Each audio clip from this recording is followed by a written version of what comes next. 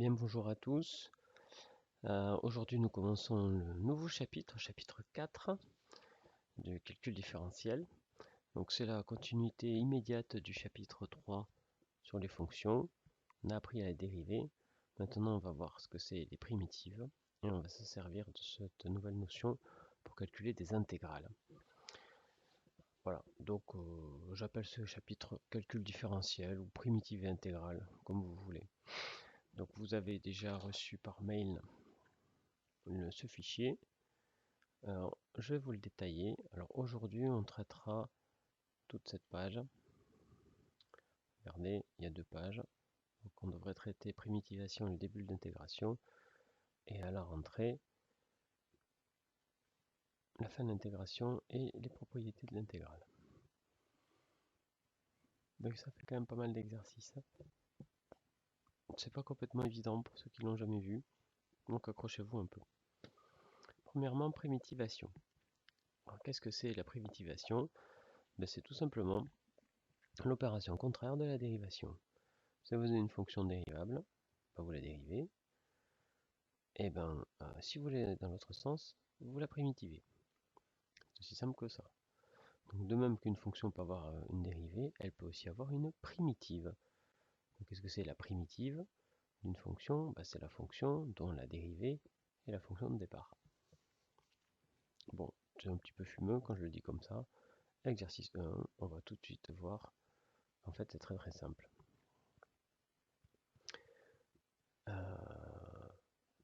Allez, f de x égale x cube moins x carré plus 3x moins 2.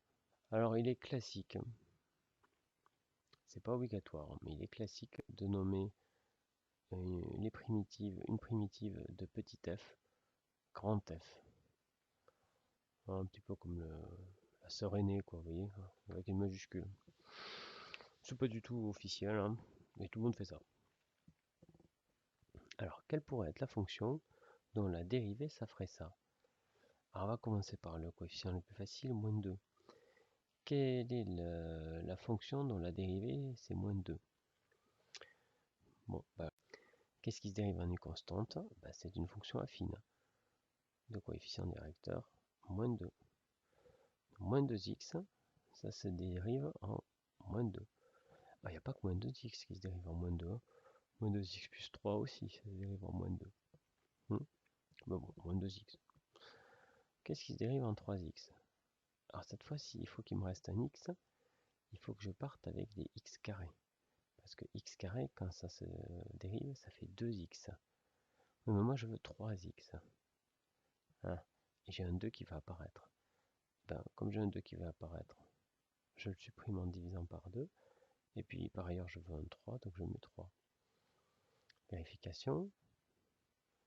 3 demi de x carré. Si je dérive, ça fait quoi? Le 3 demi, j'y touche pas. Je dérive x carré, ça fait 2x. Les deux se simplifient. 3x. Bon voilà, ça va être que des raisonnements comme ça, les primitives. Hein. D'accord? Moins x carré. Alors pour arriver au carré, il faut partir du cube. Bon, il y a un moins, il y a un moins. Mais le cube, quand je vais le dériver, j'ai un 3 qui va descendre. Donc j'ai un tiers. Hein, puisque j'en veux un. Et enfin, les x cubes, pareil, je dois partir de x4.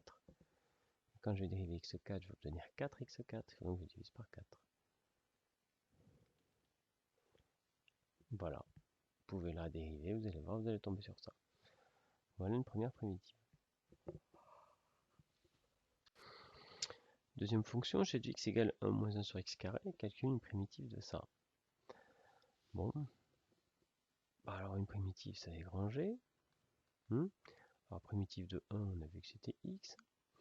Primitive de 1 sur x carré. Qu'est-ce qui se dérive en moins 1 sur x carré? Alors celle-là, il faut bien connaître son tableau de dérivée. C'est 1 sur x. Hein. Dans la dérivée, c'est moins 1 sur x carré. Donc ça, c'est tout simplement x plus 1 sur x. Terminé pour g de x. Maintenant, le suivant, c'est h de x égale sinus x sur cosinus x. Ah, c'est plus difficile. Quelle pourrait être Là, il faut être un petit peu sioux. Parce que là, on reconnaissait directement les formes. Là, sinus, cosinus, nous, tout ce qu'on sait, hein, souvenez-vous, c'est sinus qui se dérive en cosinus, qui se dérive en moins sinus, qui se dérive en moins cosinus, et ça dérive en sinus. Donc là, je peux voir ce sinus. Je peux le voir. Ah oui, tiens, très intéressant. Vous vous souvenez, je vous avais dit que la dérivation, c'est dans ce sens.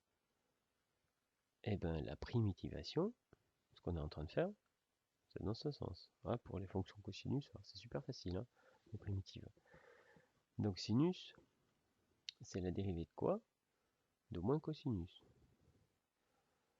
Eh mais on a un cosinus en bas. Donc là, on a un truc de la forme dérivée sur fonction. Hein, sinus, sinus, c'est pas la dérivée de cosinus. Hein. Sinus, c'est la dérivée de moins cosinus. Bon, ben, un moins, je peux rajouter un moins, c'est pas un problème, ça. D'accord? D'ailleurs, je vais le faire tout de suite.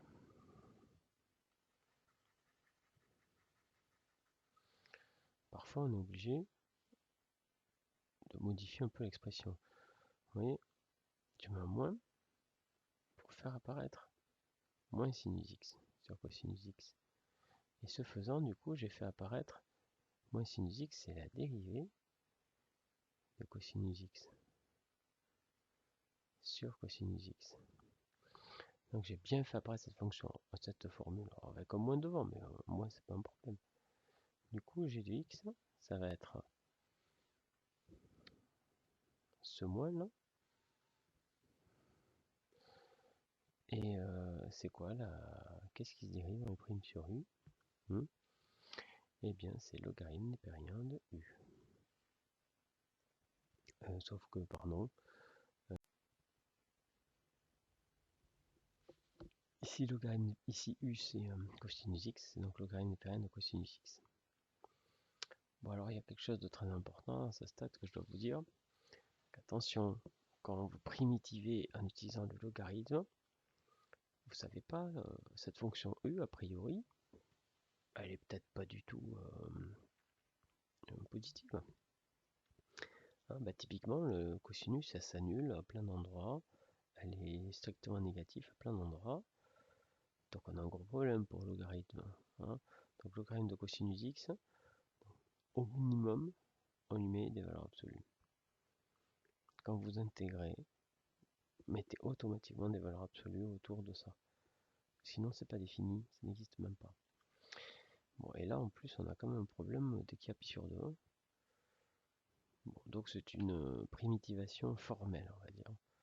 Hein, c'est-à-dire qu'on ne s'est pas encore occupé des valeurs de x. Bien, bah, fin de l'exercice 1 en tout cas.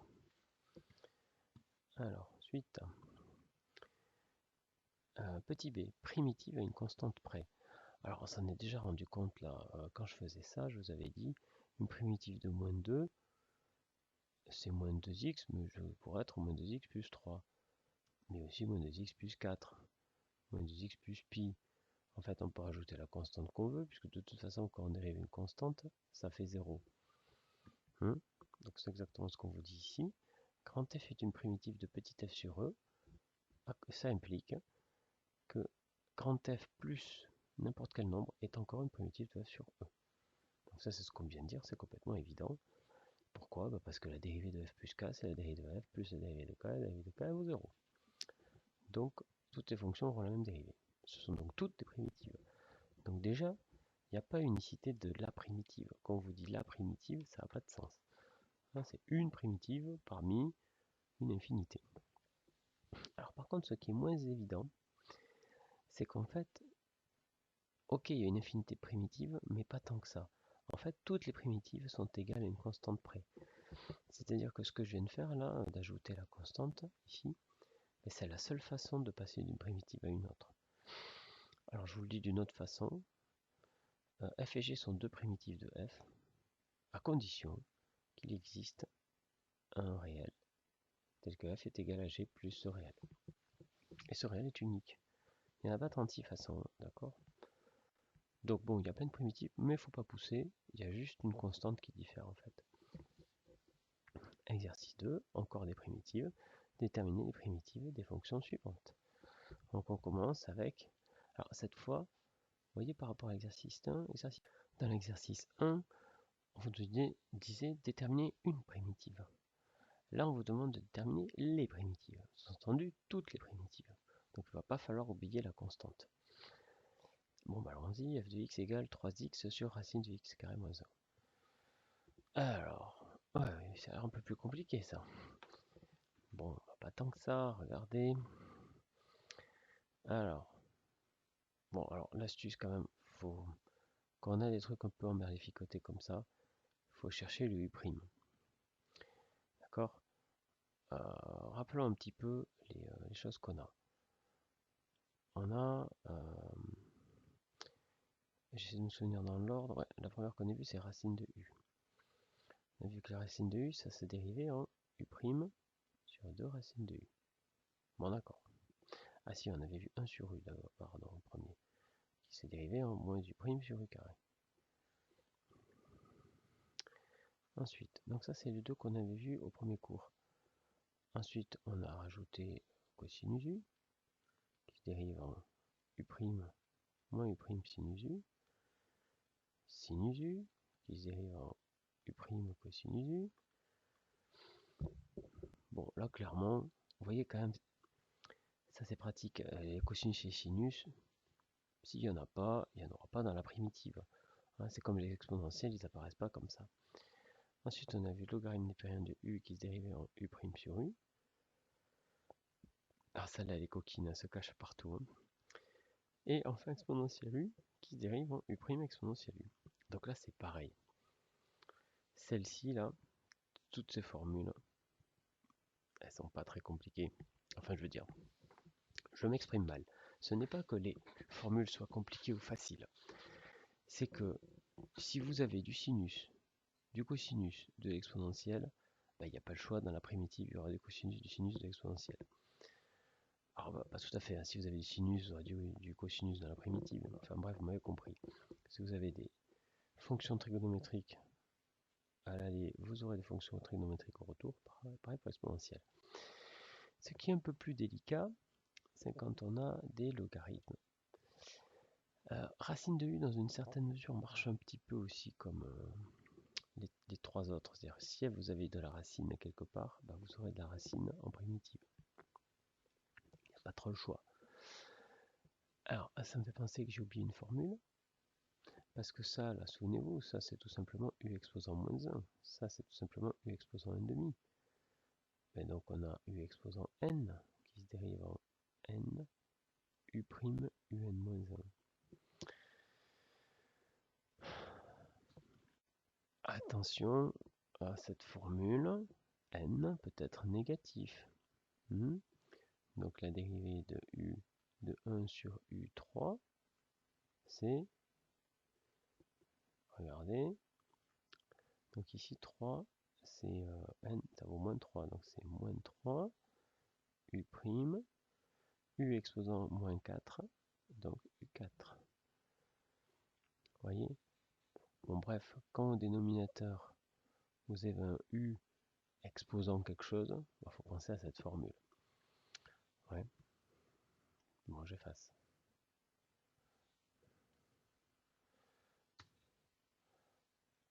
Alors, regardez, à chaque fois on a des quotients.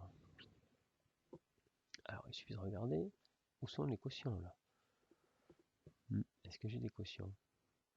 J'en ai un là, j'en ai un là, j'en ai un là. Donc on a grosso modo trois formules qui ont des quotients. Alors, c'est pas tout à fait vrai. Si vous mettez un moins u ici avec l'exponentielle, vous allez avoir un sur EU si vous voulez. Mais bon, l'exponentielle, quand elle est quelque part, vous voyez, bon, on sait qu'elle est là.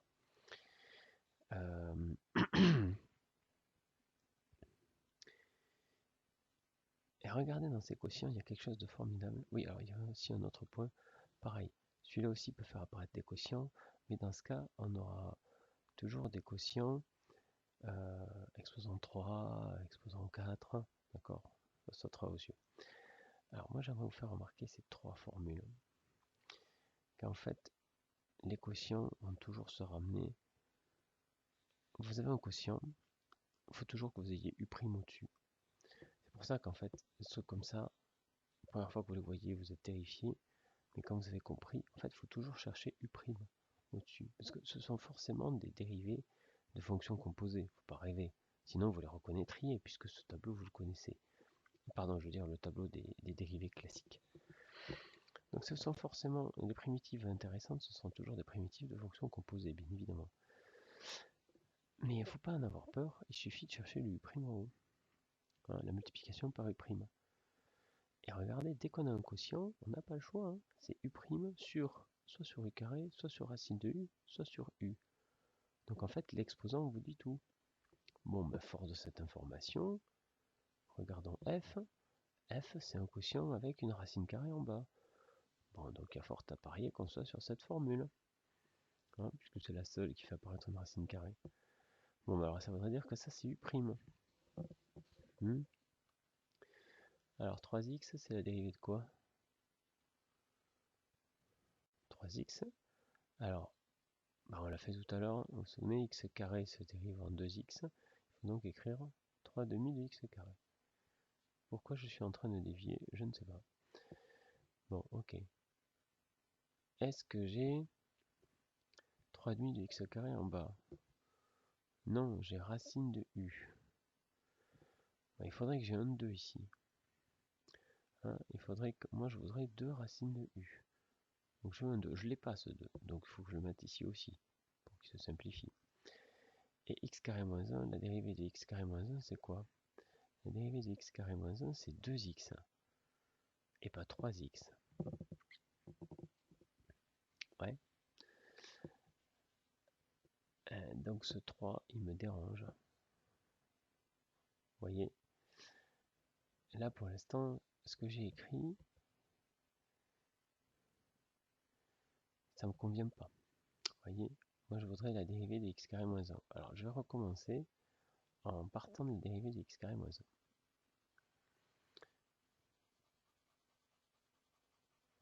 On ira plus vite à l'avenir. Mais là j'essaie de bien décomposer pour que vous arriviez à suivre.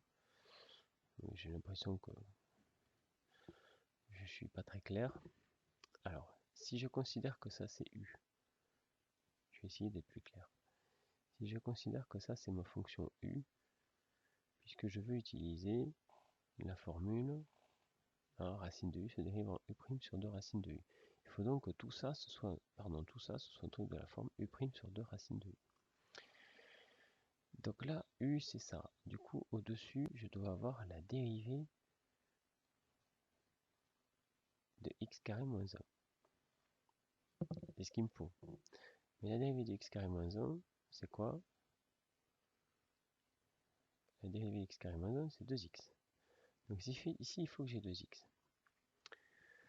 Et en bas, il faut que j'ai 2. Donc la dérivée de x carré moins 1, quand je vais l'écrire, je vais avoir... c'est comme si j'avais écrit 2x là. Mais alors ce 2, je l'enlève. Parce que le 2 du 2x, il va disparaître avec le 2 de cette formule. Mais du coup, si j'écris tout ça là, ce que j'ai écrit, en fait, ça pour l'instant, ça vaut x sur racine de x carré moins 1. Ouais, puisque ça vaut 2x, ça simplifie. Et moi, je veux 3x. Bon, donc il faut qu'il y ait un 3 ici. Vous voyez, j'ai du bricolage en fait. Hein. J'ai réussi à écrire ça sous la forme u' sur u, enfin avec un 3 devant. Ça va donc être égal à 3 racine. Alors pardon, excusez-moi, c'est sa primitive qui est égale à ça. C'est 3 racine de u, et u c'était x carré moins 1. Plus k. K est un nombre réel. Oui, n'oubliez pas, on veut toutes les primitives. Et toutes les primitives, elles sont de la forme une primitive plus une constante. Bien. Ah, ça m'ennuie d'effacer tout ça. Alors ça fait partie intégrante du cours, ça. Hein. Enfin, vous les connaissez déjà, mais je vous le rappelle. Alors, dans l'interro de cours de la rentrée, il y aura un tableau, on va dire quelle est la dérivée, quelle est la primitive. Truc de base, faut savoir faire ça. Alors, primitive de ça. Alors, on a un quotient. Vous vous souvenez, je viens de vous le dire. Ça, je viens de vous le dire. On a trois formules qui font des quotients. On a la formule u' sur u carré, moins u' sur u carré, qui est la dérivée de 1 sur u. On a moins u' sur u, qui est la dérivée du logarithme. Et on a u' sur 2 racines de u, qui est la dérivée de la racine carrée. Bon, ici, on n'a pas de racine carrée, donc c'est pas celle-là. On n'a pas de carré non plus, donc c'est pas celle-là non plus. Et puis de toute façon, ouais, enfin, on a un logarithme, voilà. Mais ok, pour être au carré, hein, le logarithme. Il l'est pas. Bon, bah donc c'est obligatoirement ça. Donc ça veut dire que là, je dois être capable de lire une dérivée divisée par sa fonction. Bah, il n'y a pas 36 choix. Ici, comme fonction, je vois ln de x et je vois 1 sur quelque chose. Alors l'astuce, c'est de voir que 1 sur x, c'est la dérivée de ln de x. Et du coup, si je l'écris comme ça, là, j'ai le droit d'écrire comme ça. D'accord? Mais 1 sur x, c'est la dérivée de ln de x sur ln de x. Et là, j'ai bien écrit u' sur u, donc la primitive de ça. Attention, vous allez vous faire avoir. Mettez la vidéo en pause. Donnez votre réponse. Que nous dit la formule? Elle nous dit que la primitive du prime sur u, c'est ln de u. Et donc ln de u. Mais qui c'est u? U, c'est ln de x. C'est donc ln de x. Plus k, où k est un réel. Donc tous ceux qui ont juste dit ln de x, bien sûr, se sont fait avoir. H de x.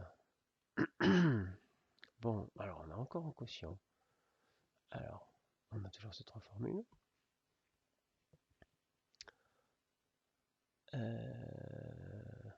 Sauf que là, on voit pas trop. Hein. En fait, c'est un quotient, mais c'est pas un quotient. Enfin, si c'est un quotient, mais c'est un peu caché. C'est plutôt un produit, en fait. D'ailleurs, c'est comme ça qu'on vous le présente hein, dans le... Hein. Moi, je l'ai réécrit comme ça, mais dans votre cours, il est présenté ainsi. Donc, c'est plus un produit. Et ça, bon, ben, pour l'exponentielle, de toute façon, la seule formule qu'on ait, c'est e de u se dérive en u' e de u. Bon, donc, cette exponentielle 1 sur x, on n'a pas le choix, il est forcément là. Et qu'est-ce qui se passe? E de 1 sur x, quand on le dérive, la dérivée de 1 sur x, moins 1 sur x carré, e de x, e de 1 sur x. Bon, bah ok, c'est ça. Hein. Ah, attendez, je vais l'écrire, mais... De toute façon, l'exponentielle, c'est jamais très compliqué à primitiver, puisque c'est pas compliqué à dériver non plus. Ça bouge pas. 1 sur x, je dis que c'est la dérivée...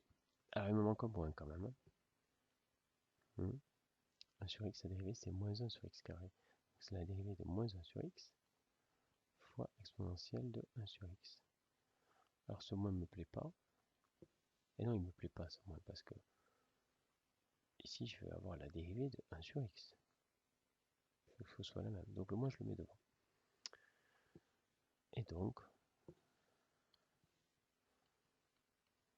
grand h de x, la primitive de ça, et bien c'est moins exponentielle de 1 sur x.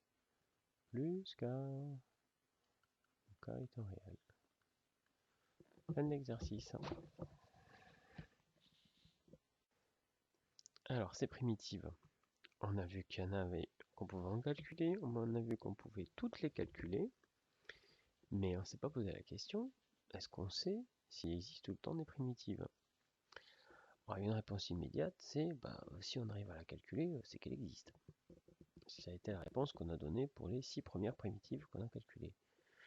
Oui, mais parfois, vous ne savez pas calculer la primitive. Est-ce que ça veut dire qu'il n'y a pas de primitive? Réponse, non.